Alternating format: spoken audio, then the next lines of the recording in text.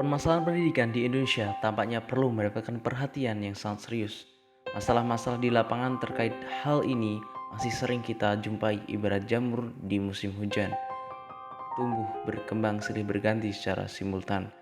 Dari pemberantasan buta huruf, putus sekolah, naklan remaja, gepeng, sampai pada peluang untuk mendapatkan kesempatan dalam pendidikan, terutama untuk para penyandang disabilitas dan lain-lainnya. Hai, Assalamualaikum warahmatullahi wabarakatuh. Perkenalkan, nama aku Ridwan Al-Zazam. Aku dari kelas PAPB 2019, NIM 64. Di sini aku ingin menjelaskan tentang implementasi dari kebijakan pendidikan inklusif di Indonesia.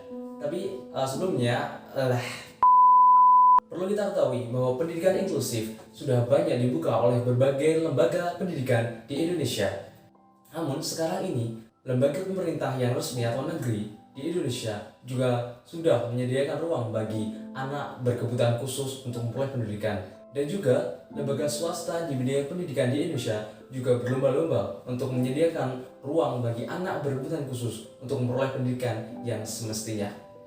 Namun dibandingkan dengan jumlah anak berkebutuhan khusus di Indonesia, tentunya itu tidak sebanding. Menurut data tahun 2010 yang dikeluarkan oleh Direktorat Jenderal Manajemen Pendidikan Dasar dan Menengah Kemendikbud, sekolah yang menyelenggarakan pendidikan inklusi berjumlah 814 sekolah dengan jumlah siswa mencapai 15.181 siswa. Menurut Mujito, yang dikutip dari data Kementerian Sosial Republik Indonesia tahun 2008, total jumlah anak berkebutuhan khusus sebanyak 1.544.184 anak.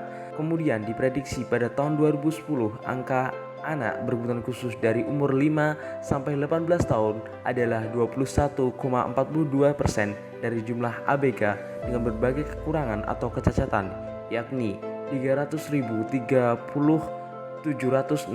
anak. Anak berkebutuhan khusus yang sudah mendapatkan layanan pendidikan di sekolah khusus atau SLB dari jenjang taman kanak-kanak hingga sekolah menengah pertama hanya 85.737 anak, sekitar 25,92%. Berarti masih ada 245.027 anak atau sekitar 74,08% berkebutuhan khusus yang belum mendapatkan layanan pendidikan dengan berbagai jenis kelainan. Dengan demikian, pendidikan inklusi masih banyak memerlukan perhatian yang sangat besar dari pemerintah sebagai penyelenggara negara yang bertanggung jawab terhadap pendidikan seperti diamanatkan dalam Undang-Undang Dasar tahun 1945 pasal 31. Bila dilihat dari sisi konten kebijakan yang terdapat dalam UU nomor 20 tahun 2003 pasal 3, melalui pendidikan peserta didik berkelainan dibentuk menjadi seorang warga negara yang demokratis dan bertanggung jawab, yakni individu yang mampu menghargai perbedaan, berpartisipasi dalam masyarakat. Tentunya hal ini masih menjadi pekerjaan yang besar untuk mengimplementasikan kebijakan tersebut.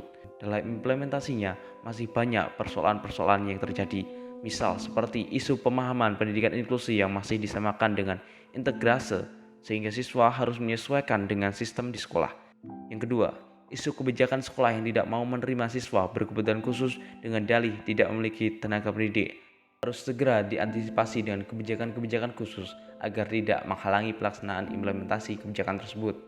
Ada beberapa hal yang harus diperhatikan menurut Sunardi, yaitu yang pertama, sistem penerimaan siswa baru. Sistem penerimaan siswa baru khususnya di tingkat pendidikan menengah dan atas yang menggunakan nilai ujian nasional sebagai kriteria penerimaan, siswa hanya dapat diterima kalau hasil ujian nasionalnya memenuhi standar minimal yang telah ditetapkan oleh masing-masing sekolah. Yang kedua, dijadikannya pencapaian hasil ujian nasional sebagai kriteria sekolah bermutu. Yang ketiga, menggunakan label sekolah inklusif dan adanya PP nomor 19 tahun 2005 tentang standar nasional pendidikan pada pasal 41 ayat 1 tentang keharusan untuk memiliki tenaga pendidik khusus bagi sekolah inklusi sebagai alasan melakukan penolakan masuknya anak berkelainan ke sekolah yang bersangkutan. Yang keempat, kurikulum pendidikan umum yang ada sekarang ini belum mengakomodasi keberadaan anak-anak yang memiliki perbedaan kemampuan atau difabel. Dalam implementasinya, pendidikan inklusi tentu mengalami hambatan dalam pelaksanaannya. Diharapkan pemerintah dapat segera menyelesaikan hambatan ini agar pendidikan inklusi dapat secepatnya terapkan di Indonesia agar lebih optimal dan anak berkebutuhan khusus mendapatkan pendidikan yang layak dan sama dengan anak-anak pada umumnya. Oke, mungkin cukup itu aja dari aku. Kalau ada kekurangan, aku mohon maaf. Wassalamualaikum warahmatullahi wabarakatuh. Terima kasih.